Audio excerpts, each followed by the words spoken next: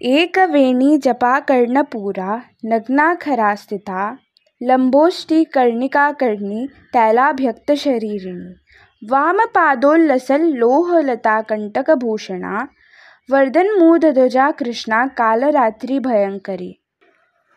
माँ दुर्गा जी की सातवीं शक्ति कालरात्रि के नाम से जानी जाती हैं। इनके शरीर का रंग घने अंधकार की तरह एकदम काला है। सिर के बाल बिखरे हुए हैं।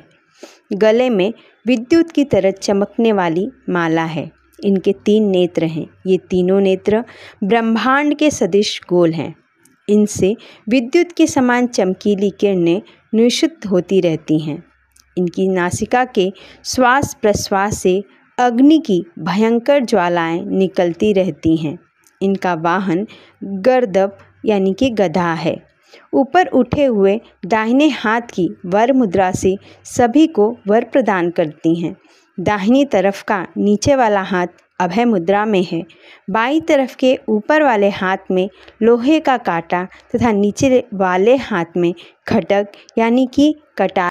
माँ कालरात्रि का स्वरूप देखने में अत्यंत भयानक है, लेकिन ये सदैव शुभ फल ही देने वाली हैं। इसी कारण इनका एक नाम शुभंकरी भी है। अतः इनसे भक्तों को किसी प्रकार भी भयभीत अथवा आतंकित होने की आवश्यकता नहीं है।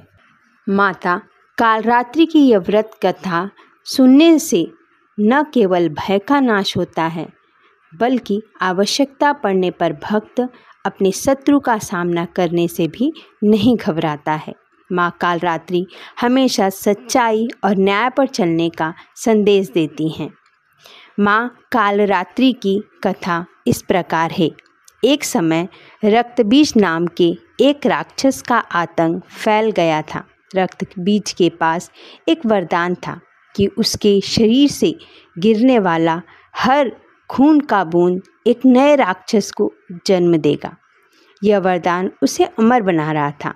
देवता और मनुष्य सभी उसकी क्रूरता से पीड़ित थे।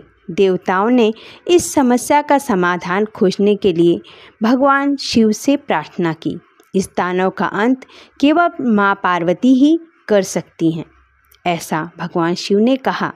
देवताओं ने माँ पार्वती से प्रार्थना की। माँ पार्वती ने रक्तबीज का अंत करने के लिए माँ कालरात्रि को उत्पन्न किया। माँ कालरात्रि ने रक्तबीज का सामना किया और युद्ध शुरू हो गया।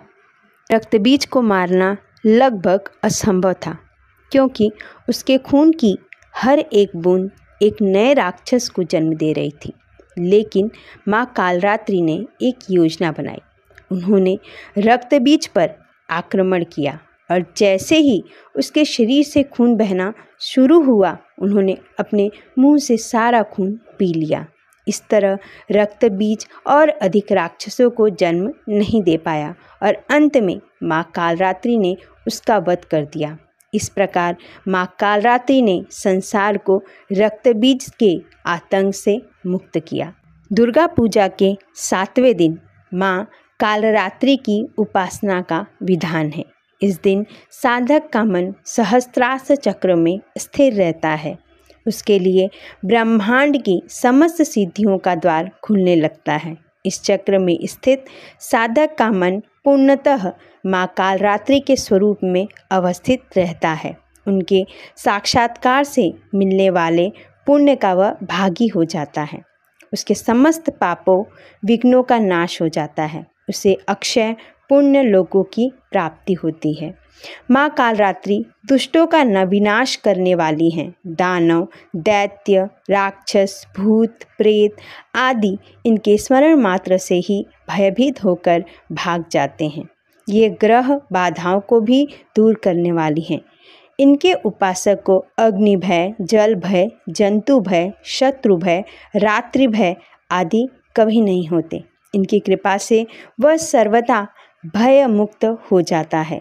माँ कालरात्रि के स्वरूप विग्रह को अपने हृदय में अवस्थित करके मनुष्य को एकनिष्ठ भाव से उनकी उपासना करनी चाहिए। यम, नियम, संयम का उसे पूर्ण पालन करना चाहिए। मन, वचन, काया की पवित्रता रखनी चाहिए। वह शुभंकरी देवी हैं। इनकी उपासना से होने वाले शुभों की गणना नहीं